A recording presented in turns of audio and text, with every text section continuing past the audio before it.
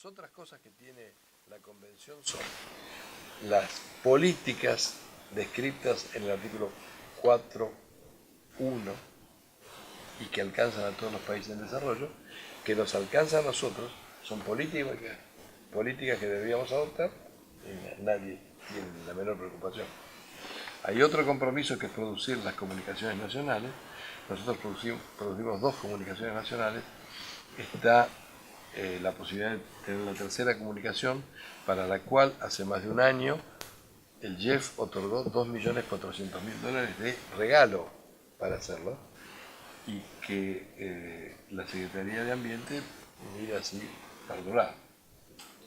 Hacer esa comunicación tiene la ventaja de que permite a una cantidad de científicos y técnicos trabajar en los temas de clima y recibir una remuneración, porque si no hay quien les pague, ¿cómo van a trabajar? Esa es una obligación que tienen los países en desarrollo. Y después la otra, las obligaciones de mitigar dependen de que haya disponibilidad de recursos financieros. Nunca hubo.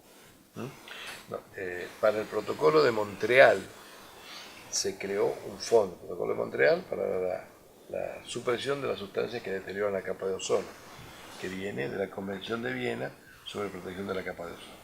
Para el protocolo de Montreal se creó un fondo multilateral del protocolo de Montreal que paga la transformación de la industria, y por el que nosotros hemos recibido más de $65 millones para transformar distintos sectores de la industria. Ahora, ¿cuál es la diferencia? Que en el protocolo de Montreal hay un interés industrial. La transformación de la industria se hace aplicando nuevos productos y nuevas tecnologías desarrolladas por la industria de los países centrales. Entonces, el protocolo fue posible cuando DuPont desarrolló los hidroclorofluorocarbonos. Y entonces se pudo hacer el protocolo. Entonces, para usar los hidroclorofluorocarbonos había que hacer inversiones y todo. Para todo eso hubo plata, que siempre era el mejor negocio para la industria. Bueno, esto no pasa para el clima. Entonces, cuando quisimos hacer un fondo para el clima, se vino toda una jugada complicada y apareció el JEF. En el año 92, si tienen la paciencia de leer la Agenda 21, van a ver que lo que se considera que son necesarios anualmente para el año 92 son $90.000 millones por año para todo el tema ambiental. Y para el clima, unos $14.000 millones por año. Bueno, se creó el JEF, que no llega a los 4.000 millones cada 3 años. Entonces con esto no se da ningún problema. El tema del protocolo de Montreal se muestra siempre como una arquitectura institucional exitosa, y es un espejo para lo que algunos piensan debió haber sido la implementación de la Convención de Cambio Climático. Ahora, en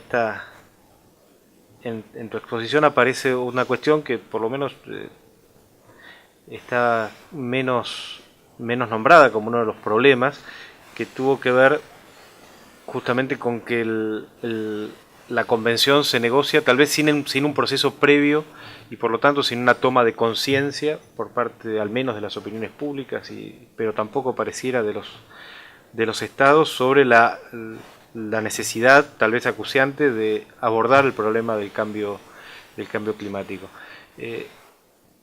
¿Crees que ambas cuestiones jugaron un rol?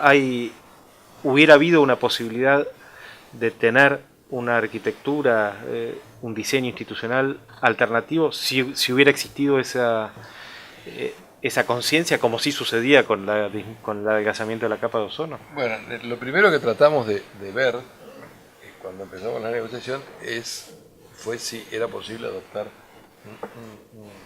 un formato similar. El formato del protocolo de Montreal lo que hace es suprimir el uso de determinadas sustancias en ciertos plazos.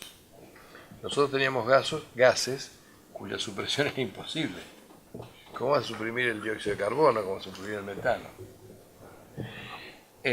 Los gases que se suprimían en el protocolo de Montreal eran gases industriales. Había una empresa, muchas empresas, que producían distintos clorofluorocarbonos.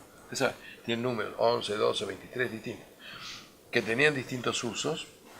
Algunos servían para refrigeración, otros servían para hacer colchones de goma espuma, otros servían para hacer bandejas de poli, no sé cómo se llama, no sé cuándo expandido, eso, las bandejas del supermercado.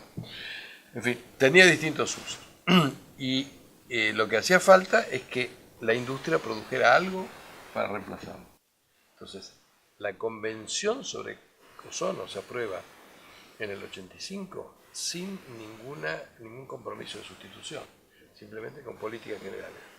Cuando DuPont encuentra el hidroclorofluorocarbono y lo puede comercializar, resulta posible hacer el protocolo de Montreal y empezar la sustitución.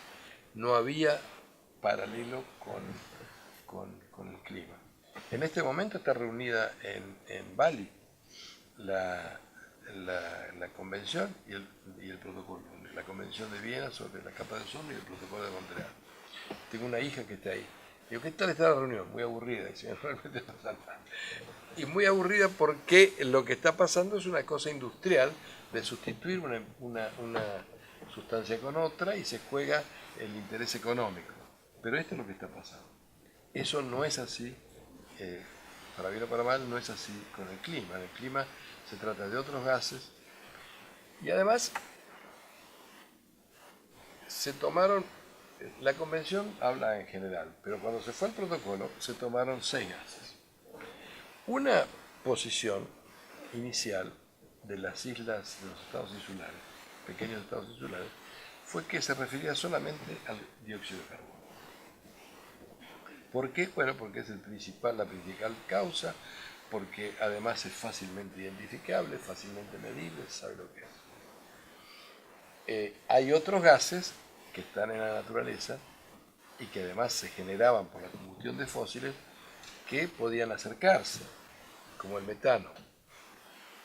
Entonces, acercar el metano, después les digo cómo se compara, pero el metano tiene un valor de calentamiento global más alto que el carbono, el dióxido de carbono. Y está el óxido nitroso, que también proviene de la combustión. Entonces, bueno, pongamos estos 3 y hacemos una canasta de 3. Entonces, en la negociación del protocolo, Estados Unidos dice, mire, con esos 3 gases yo no puedo suscribir el protocolo. Yo necesito incorporar gases industriales, hexafluoruro de azufre, 3 gases industriales, porque son de un alto valor como gases de efecto invernadero, y yo puedo hacer una canasta que me permita reducir ahí y entrar en el protocolo. Entonces, por iniciativa de Estados Unidos, la canasta se hizo de 6 gases. Yo ahora soy miembro del comité de cumplimiento del protocolo de Kioto. Entonces, cuando se trata de emisiones de carbono, no hay dificultad, los inventarios vienen bien, se entienden, se sabe. Cuando vienen emisiones de metano, y ahí empieza a haber dificultades porque hay incertidumbres que pueden ser hasta del 40%. Cuando vienen las emisiones de óxido nitroso, la incertidumbre puede ser hasta del 80%, o sea, 50% en exceso o 30% en defecto. Y eso viene dicho en el inventario y es aceptado por todo el mundo como válido. Entonces, ¿de qué estamos hablando? Y este es uno de los problemas que habría que encarar. Cuando se pasa a los otros gases no sabe lo que es. Porque entonces, claro, los grandes países industrializados saben lo que tienen. Pero cuando uno va a los países de Europa Oriental, dice, yo lo tengo este gas, ¿de dónde sale? ¿Cómo viene? Y lo que pasa es que caen en incumplimiento y empiezan todo el sistema de sanciones. Entonces, eso está pasando. Una de las cosas que habría que hacer yo creo que es revisar eso. Revisarlo, hacer distintos acuerdos para cada gas.